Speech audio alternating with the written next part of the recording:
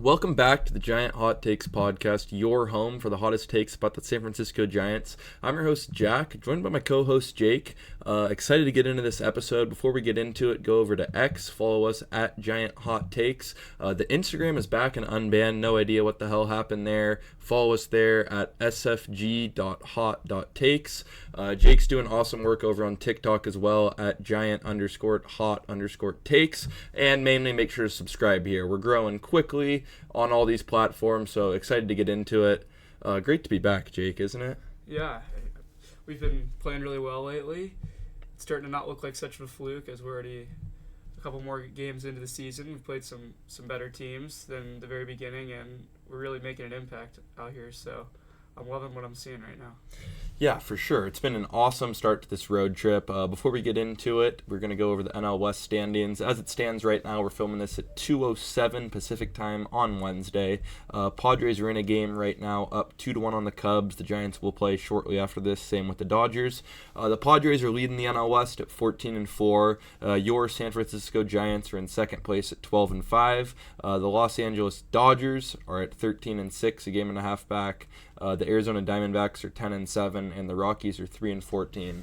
So obviously a stacked division. I know me and Jake have gotten into it, but it's pretty amazing that it's our best start since I think 2003 I saw, and we're struggling to stay afloat. So it's going to be vital to keep competing and playing well. And it was big on this road trip, because the Reds, it's a fine team. They're okay. The Astros are pretty good. The Mariners are all right. Then we played the Reds again. Didn't really have a huge test, and we knew we'd go into New York and have a huge test. And these guys came out and competed in the first game. Giants take this one 9-1. What was kind of the first standouts you saw in this game? This was probably the most fun game of the year. It was just about over on the very first pitch when Yaz yanked one down the line. Or was it Wade? Yaz. Yaz, yeah. That was Yaz's first game leading off. Something that we had kind of been wanting for a few days prior, and doubles down the line his first at bat. Everything was getting moving early. I know it was a monsoon out, and none of the pitchers could throw strikes, but it's also not easy for the hitters. I mean, it's freezing up there. Everything they did the right way. Got an early lead, held on to it, and punched it out in 6 innings. Do you want to dive into more about the game? Yeah, no, so you'll see the clip right here pop up. Jung-Hoo Lee finally hits his first home run in the top of the first, a 3-run shot. Just honestly a beautiful swing. We kind of had a feeling this guy was going to go yard, and man, did he go yard. Fantastic swing. All first inning, Marcus Stroman looked terrible. We had a Lamont Wade Jr. double down the line. You'll also see that clip here. Hope you enjoy these clips, by the way. If you're enjoying them, let us know. Trying a new type of format for this video to try to get it more interactive. The Giants just kind of cruise to a 6-inning, 9-1 win. Robbie Ray, kind of hard to judge here. What'd you see with Ray? Obviously pretty wild, but I don't know if that's the weather or a combo. What'd you see there? It had to have been a little bit of both. The Yankees walked us 11 times in 6 innings. That's ridiculous. Ray walked 4 guys in 4 innings.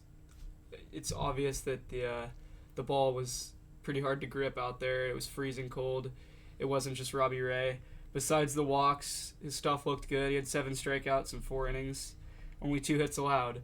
So pretty great stuff considering what he was pitching in. And I definitely don't think that game is great to take into consideration just because of the fact that baseball wasn't really played like that. I don't know why they didn't cancel the game. I'm happy they didn't because we won by a lot. But, overall his stuff looked pretty good. Besides a few wild pitches, had to have been the weather taken into effect on that. So, yeah, he looked pretty good overall. I totally agree. And, the one takeaway I had from this game was not the Jung-Hoo Lee home run, not the Robbie Ray good outing. It was Jung-Hoo in the sheesh. Jung-Hoo Lee in a shiesty mask. I mean, I don't know if there's more aura in the league. So I hope he brings that thing out a couple more times this year. If it's 85 degrees out in LA in the summer, I hope you see Jung-Hoo in a sheesh because he's pretty inevitable there. Rolling into game 2, Jordan Hicks took the mound. Looks pretty bad, honestly. 4 innings, 7 earned. Before we get into the offense, kind of what you see with Hicks? Pretty erratic, a little bit of inflated numbers because he did get 2 runs after from Rodriguez. But what did you kind of see with Hicks? His stuff wasn't the same. 3 strikeouts in 4 innings. He wasn't generating a lot of the swing and misses that you'd like to see out of him. His fastball velocity was still up, but a lot of the pitches that he was throwing high velocity weren't really that close to the zone, and that led to him throwing 3 walks. And when the runners got on base, they really capitalized. in this game, so they kind of took the best of Hicks, got him out early, 94 pitches in 4 innings, in much better weather than Ray faced the previous day. But overall, not too good. I'm hoping he can bounce back. It kind of has been the theme of this road trip. The starters kind of get pieced up in the first inning, but this team doesn't give up. Flores hits a bomb, Oppo Taco for his 6th home run, and I believe at the time his 19th RBI. He's now leading the league as we speak, I believe, at 21 RBIs. Judge in second. But you'll see that clip here. Just an incredible swing from Flores. You know, he's pulling them, he's hitting them Oppo. One could say this was a Yankee Stadium bloop shot, but it was not. 101.8 off the bat, 394. Flores might be on MVP watch right now. Flores is seeing the ball well. He's hitting when it matters. He's leading the league in RBIs, and he's hitting 242. That's purely when runners are on base and runners in scoring position, he's coming up. So he's doing his job, doing more than his job this year. So we love to see what he's doing so far. Yeah, and then other notes from this game, Ramos hits a double. Jung Hoo Lee hits a double like he does every game. It was his 8th double of the year, which is just completely bonkers. Adames hits a double, 2 for 5. Finally gets going. Adames has had a very good road trip, as you can see. Giants dropped this one 8-4. Nothing to hang your hats on. The Yankees were in the World Series last year and one of the better teams in the league. Going into the rubber match, Game 3, Logan Webb, kind of not his best stuff either, but battles through. We go down 3-0 early. Webb exits the game after 5 innings, 3 earned, 4 walks, which is really weird, and 5 strikeouts. Kind of what did you see with Webb? He finally gets a decision and a win, though. Yeah, his stuff was good, but he was kind of throwing all over the place. That's not really something you usually see out of a guy like Logan Webb. He's had a little bit of an issue pitching out of the stretch this year, so I don't know if that's had something to do with it, but he still got through 5 innings while allowing 4 walks and 3 runs, which is solid. On the year, he's got a 2.63 ERA, which is definitely a very solid start to the year. So having one bad game where he's throwing a little bit wild, it's not going to decide who he is for the rest of the year whatsoever. But I definitely think he's going to get locked in his next start. The Yankees are a hard team to pitch to. They got a lot of names from start to finish in their lineup. So yeah. And what's great about Webb is we're talking about a quote-unquote bad game, and it's 5 innings, 3 earned, and a win. So if that's our bad games, then this guy's going to push Hunter Green or Paul Skeens for a Cy Young. This also, I want to let the world know, was the Jung Hoo Lee coming out party. You know, us Giants fans have known we've had something special in Jung Hoo for a while now. But Jung Hoo goes yard twice off former Giant Carlos Rodon.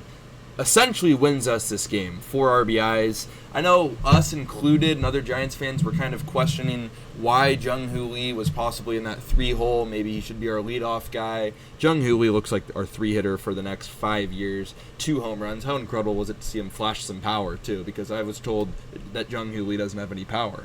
Yeah, it was great to see. We're at Yankee Stadium, and Yankees fans will say it's a Major League ballpark, but it's not. I mean, a lot of his home runs wouldn't leave in multiple parks, but he did it off Rodon, who's a guy that doesn't give up home runs to lefties ever, and Lee just happened to do it twice in the same game, so can't take credit away from him on that. He had an amazing series. Flash in the power was great to see, and yeah, overall, pretty great series. Took 2 out of 3 of the games in New York. Definitely a plus for the Giants. Just straight lefty-on-lefty crime from Jung Hoo. Just special stuff right there. And he walked that game. Casey Schmidt hit a double. Schmidt's kind of average isn't good, but he's raking lefties once again. Playing pretty good defense over there at first. As Jake mentioned, taking 2 out of 3 from the Yankees is big time. I believe it was our first ever series win in New York at Yankee Stadium, so just incredible. I went into this road trip on the pod. We talked about it last week. If they got through Philly and the Yankees at 3-4 would be awesome, but they have a good chance to go 5-2, 4-3, as we'll get into here with the Phillies. And the Phillies, right up there with the Yankees. You could argue they're a little bit better than the Yankees this year.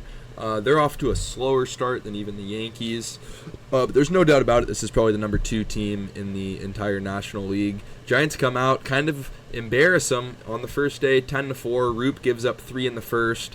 How incredible was that second inning? Get us into that second inning. Yeah, we talked about it on the recap a couple days ago. Really big to bounce back. The offense really did help kind of bring his confidence back up. They had his back. And he went back out there and threw 4 more after that really, really bad first inning and got through it. So his stuff looked good. The curveball looked good. Generated a ton of swinging misses through that pitch. But yeah, overall, if you're a box score watcher, you'd obviously say Roop had a bad game, but realizing how he got out of that first inning and battled back and got through 5, it was really, really impressive. Threw 101 pitches, the most in his MLB career as well. Great to see that all these guys are grinding it out right now. And how about the offense in the second inning? Yeah, I just wanted to touch back on Roop. As Jake said, if you're a box score watcher, you'd think he looked bad, but I believe he generated 21 swings and misses, and he had more swings and misses on his curveball in that game than Snell did in any game last year, and we know how good Blake Snell's curveball is, so Roop has a seriously, elite curveball, and I'm excited to see him get into it. But top of the second, Giants go down 3-0. In this room, me and Jake were throwing stuff, yelling things. Top of the second, Elliot Ramos double to a Lamont Wade Jr. walk to a Wilmer Flores single to a Patrick Bailey air. He threw it away. It was awesome. And then Tyler Fitzgerald finally goes yard. They finally made a mistake in. He made him pay. How great was it to see Fitz finally pop one out? Because the power and stuff's still there. It's just kind of on him to adjust now. Fitz is hitting great this series. He was a single away from the cycle the other day. So he's seeing the ball well. The strikeouts are still there a little bit, but when he makes contact with the ball, he's been hitting it hard and hitting it in meaningful places. And the speed will definitely help him out in that aspect of the game. So he's got to trust the bat, put the barrel on it, and just fly around the bases because he can be dangerous when his bat starts going, especially out of the 9-hole. It's definitely a lot of people are trying to push for some Casey Schmidt. Have him get more time at second, which I'm not opposed to against lefties. But when you think about Tyler Fitzgerald and his actual ceiling, we've talked about it. He's kind of baby Trey Turner, and he shows it off here, 3 for 4 with a double, a triple, and a home run. Obviously not expecting that every game, but really nice to see that flash of what this guy could be. Finally, we've talked about it for so long. When's Adames going to heat up? He finally goes yard, bomb to the opposite field. Really nice to see Willie get a home run. He just had to get that first one off his chest. Hopefully he can keep him flying. But, yeah, he said that he thought he lost all his pop and that he couldn't hit a home run anymore. So I'm glad to see that he finally got one. In the opposite field as well, smashed it. So I'm hoping he can keep it going because that's what we paid for. Oh, for sure. And then Yaz goes yard, absolute bomb, lefty. Just unbelievable job. We're going to be pretty hard on Melvin here when we break down the next game, but Melvin's been good with the lineup, not so good with the bullpen. But to leave Yaz randomly in against a lefty, which I wouldn't have done, I don't think Jake would have done. He's been historically pretty bad against lefties in the last couple years, and he hits a moonshot to extend that lead. Saved the bullpen a little bit, was fantastic. Speak of the bullpen, Randy Rodriguez, the best reliever in baseball, goes 1 inning, 0 runs. Eric Miller, kind of an erratic inning. Oh, Eric Miller. Forgot about this because we're looking at the box scores. How about that dot to strike out JT Realmuto? Yeah, that was bad.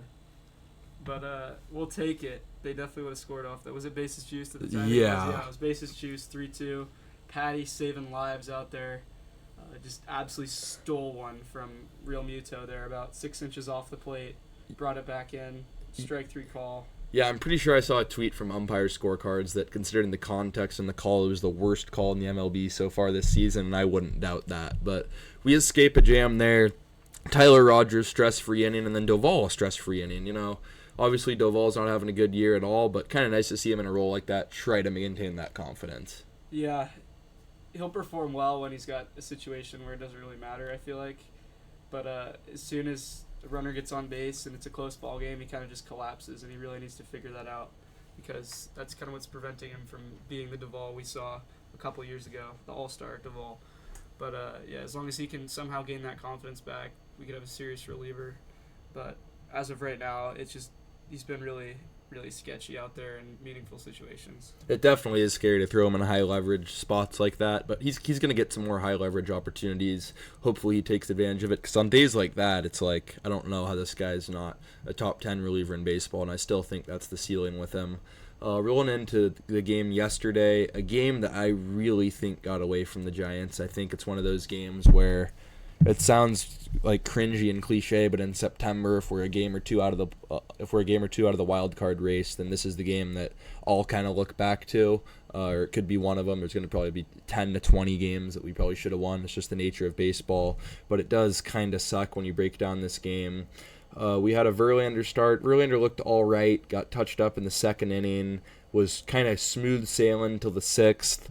Giants battled back, got it back to 2-2, went up 3-2. And then the sixth inning, do you kind of want to sound off on... It's easier in hindsight, but I wish we had a camera in here. He shouldn't have gone out for that sixth inning. Yeah, Verlander spoke to the coaching staff. JP Martinez. He wanted to go out for one more. They touched him up a little bit. They ended up scoring a run, and they kept him in, which I really don't understand. And they pushed him through every little bit of it, and they ended up breaking that lead and putting on two more. So we ended up getting down by one there. But it was a little bit dumb of a decision to do that. I don't agree with Melvin at all on that one, to be honest. Yeah, I totally agree. I'll break down the scene for you. So he does go 1-2-3 in the fifth inning, easily his best inning, sitting at 83 pitches. So I totally understand sending him back out there. Then he gets Bryce Harper to fly out, starting to look like a fine decision. And then in my mind, in that moment, I was like, the first base runner that gets on, he's got to be out. And so Schwarber singles, doesn't pull him. Castellanos singles. And granted, this entire time, Randy Rodriguez, who's been incredible in getting out of these situations, is ready the entire time. So after two base hits, you're like, okay, like it's probably time. JT Realmuto's already taken him yard. And then Realmuto hits a fly ball to left that probably should have been caught, but a pretty tough play. He scores. And then you're like, no way, we're still keeping him in. A line out that was hit 102 miles an hour. Then you're like, okay, so maybe he messed up. Now's the time to pull him, and they don't pull him again. Alec Bohm single. Phillies go up 4-3. Giants end up scoring one later in the game. And then Phillies, Harper hits a bomb. So it didn't end up hurting us that bad because I still would have scored, and I still probably would have gotten a Birdsong anyways. But definitely does kind of hurt. Only other positive late in the game, that eighth inning, this team, like when I say this team is never out of a game, this team is seriously never out of a game.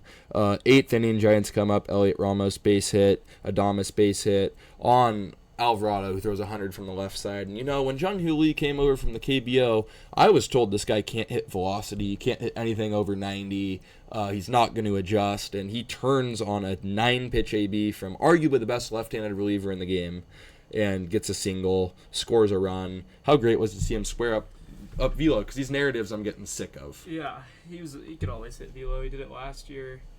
He sees the ball better than anybody. He knows the strike zone. He puts the bat on the ball when it's in the zone. But, it was really great to see him grind out an at-bat all the way through and finally catch one on the barrel up at 100 miles an hour, up and in on the zone.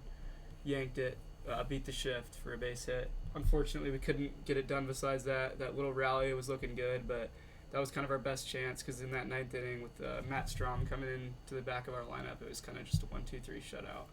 But overall, we kind of beat ourselves a little bit, but at the same time, stood in there and fought when it mattered.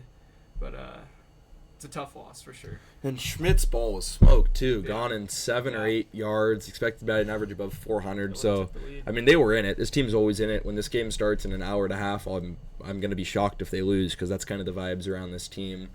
Going back to Jung-Hoo Lee, we'll pop up his Baseball Savant page here. 2025, 70 plate appearances, 63 ABs, 21 hits, 3 home runs, 9 doubles, I believe. It's not up here, but it's something crazy like that. I believe he's still leading the league in doubles. Scored 17 runs, 1,050 OPS. Before you get into any in-depth stuff on the Savant page, kind of what stands out to you with his basic stats? Jung-Hoo Lee, he puts the bat on the ball. He's great on the bases. His batting run value is the 96th percentile. He's a guy that's really going to fight it out for you, and he's going to win you games single-handedly. He's not just a stat type of guy. He really does make a difference in every aspect of the game. His fielding is great. He's fast. He doesn't strike out a whole lot. He doesn't swing at balls out of the zone that much. He doesn't miss a lot either. So Jung-Hoo Lee he's a great hitter. He's a great player. Very, very special player. So he's hitting 333. His expected batting average is 332, so he's pretty much just hitting exactly as expected. 95th percentile, which is bonkers. His whiff percentage, 89th percentile. He doesn't whiff very often. He actually did that one game. I bet without that one game where he struck out 3 times, this page is looking a hell of a lot more red. Arm strength's fantastic. You probably shouldn't tag up from him at first base. But Jung Hoo Lee is a superstar. Do you think that this is any sort of a fluke, the start he's had this season? No, he's seeing the ball. He's hitting the ball. This is kind of stuff we saw a lot of last year, but he was getting really unlucky with some of the spots the ball was rolling to. But, yeah, he hits the ball hard almost every at-bat. And, yeah, he sees the ball well, and he's great on defense as well. Yeah, fantastic. So happy he's a Giant. I will give Farhan his flowers for that one because that was a damn good signing and a bargain. Going into our next breakout player, Randy Rodriguez, even more red than Jung Hoo Lee. Randy's been, according to every stat, a top 3 reliever in the MLB. He's gone just an incredible stuff, man. Hasn't given up a run in 8.2 innings, struck out 13, doesn't really walk guys, 99th percentile in most of these things. What stands out to you here on his page? Yeah, he hasn't walked a hitter this year, and he strikes out a lot of guys. So that means your stuff's good, and you're throwing it into meaningful spots. It's exactly what you want to see out of him. And, yeah, he's been a great second-year player. Hopefully he can kind of take over this stressful role for years to come because he looks really good right now. Yeah, no, just to break it down here, expected ERA 99th percentile, expected batting average 92nd percentile, fastball velo 93rd percentile, strikeout percentage 98th percentile, walk percentage 97th percentile. If you haven't looked at Baseball Savant, this shit's not normal at all. His breaking run value 95th percentile, pitching run value 89th percentile. Just excited to see him in here. Hopefully we get to see him again today, but I'd imagine it's probably an off day for him.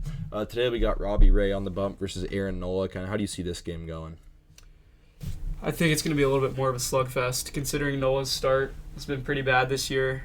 I don't really see it getting any better, especially against the red-hot Giants batting order right now. And Robbie Ray is prone to giving up the long ball, and this Phillies team does have some power hitters, so you just can't leave the fastball down the middle because they will make you pay for it every single time with some of the guys that they got on this roster. So Bat's got to back up Robbie Ray because I just don't see him going complete game shutout today. Yeah, that's fair. I would hope he gets us 5. This bullpen's kind of getting a lot of work on this road trip. A lot more days until they get an off day. So imagine out of the bullpen today, we'll see some Trevino. I honestly don't even know. Should see Walker. Hopefully we get in a save opportunity, but really tough having 17 straight days. Tomorrow we have Jordan Hicks versus Sanchez. Sanchez comes in 1-0, 3.12 ERA. Hicks 5.87 ERA. I don't know about you. I kind of see a bounce back start from Hicks here. I think there's a good chance the Giants take one of these games. If they go split in Philly, take one from the Yanks 4-3, that would put us well ahead of schedule. Don't you agree? Yeah, I think that would be a great road trip. Yeah, it'd be a fantastic road trip. We will be in attendance for the Angels game on Friday. I'll get a series preview out with you there. Sunday night, we got a pretty fun interview also. If you're on Instagram, one of the bigger guys over there on Instagram, SF Giants News at sfgiants.today. He's got 14K over there, so he'll be on Sunday, maybe drop Monday. I'll let you guys know over there on Twitter. But should be a fun episode. Excited for the Giants to wrap up this road trip, finally get back to Oracle Park. Yeah. All right, that'll wrap it up. Hope you guys enjoyed this new type of episode. I'm Jack. I'm Jake. Thanks for tuning in.